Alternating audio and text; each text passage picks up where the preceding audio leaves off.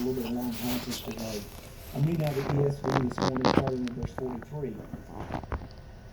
Just as he was speaking, Judas, one of the 12, appeared. With him was a crowd armed with swords and clubs sent from the chief priest, the teacher of the law, and the elders. Now the betrayer had arranged a signal with them. The one I kiss is the man. Arrest him and lead him away under guard. Going at once to Jesus, Judas said, Rabbi, and kissed him. The men seized Jesus and arrested him. Then one of those standing near drew his sword and struck the servant of the high priest, cutting off his ear. Verse 48. Am I leading a rebellion, said Jesus, that you have come out with swords and clubs to capture me? Every day I was with you, teaching in the temple courts, and you did not arrest me, but the scriptures must be fulfilled. Then everyone deserted him and fled. A young man wearing nothing but a linen garment was following Jesus. When they seized him, he fled naked, leaving his garment behind. Pray that God adds his richest blessings to the reading of his word this morning. Now, a lot of stuff going on, right? There's a lot of stuff going on in this passage today. And so in honor of Alex Trebek, we're having our Jeopardy board. All right, here's our Jeopardy board today that we'll walk through. Category number 1 is Ready to Rumble. Category 2 is Going Van Gogh. Category 3 is Rebel with the Cause. And category 4 is The Streaker. So that's where we're walking today. All right. His E's cut off on his Let's get screen. Ready to Rumble. Ready to Rumble, verse 43. His E is cut off on his screen. Judas, one of the 12 appeared, and with him was a crowd armed with swords and clubs. So let me tell you about this. If you're a Roman soldier, you have a sword. If you're the religious Jewish guy, that's one of the henchmen for the priest, you get a club. All right, so that's the difference. That's why we've got swords and clubs. Both of these are here. And the teachers of the law and the elders.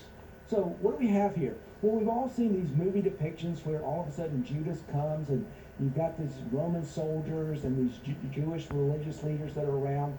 Here's what we need to know. This is not the movies. The reality of what's going on here is there is a large group of soldiers, and we'll look at why and how we know that. The reason we know there's a large group is Mark 15:16 calls it a battalion. So if you turn your page in your Bible to Mark chapter 15, verse 16, and the word there is a word for cohort, which was an official word for the Roman government and their soldiers, which would have meant a detachment of 600 men. Now listen, that's during like normal times. What have we said about Jerusalem? Has Jerusalem shrunk during Passover, or has it expanded?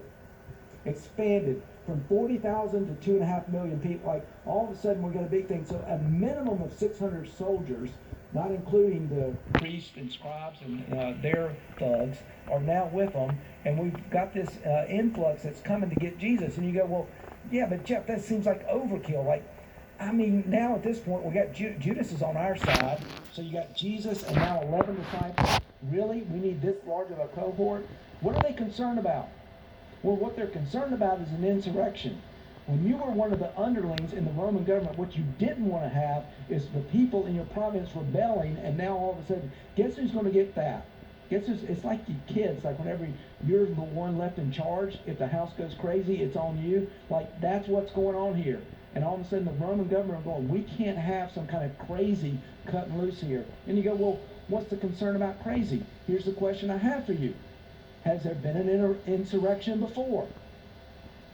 Yes. You go, well, how do you know? You heard of this guy named Barabbas? Anybody heard of this guy? Mark 15, so the next chapter, verse 7, it says, a man named Barabbas was in prison with the insurrectionists who had committed murder in the uprising. So, this is the reason for the concern. This is why they're bringing so many soldiers to arrest this peaceful man named Jesus. Now, let me talk about Judas for just a moment. Number one, when we read about Judas, none of us go, that's me. Maybe Peter, maybe the disciples that abandoned, but not the betrayer. I've got some bad news for us. According to scriptures, we were enemies of God. We were outside of the covenant of hope. And according to Ephesians chapter 2, we were objects of wrath. Why? Because we didn't believe. We betrayed God so that we would be loyal to ourselves.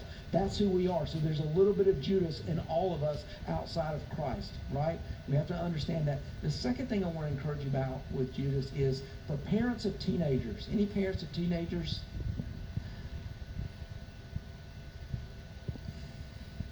What do you say as parents? Our kids, when they were little, were so easy, right? We thought they were hard. For those of you that have littles, I got some bad news for you. You are entering the easiest season of your life. They get harder to deal with and they get more expensive. That's just the reality. Like, I hate to bust your bubble, it's coming. So let us know when you. By the way, my dad said he's still worried about me. I'm 53. I'm like, Dad, when does this get done? He goes, I don't know. I'm still worried about you, son. I get it. Right? Like, there's still this idea of parenting. Here's what I want you to hear. Because you're constantly second guessing yourself, right? Going, could I have done better? Did I put them in the right setting? Did I pray with them enough? I should have used that flannel graph to have quiet times in my family. Like, whatever it is, you're constantly second guessing yourself.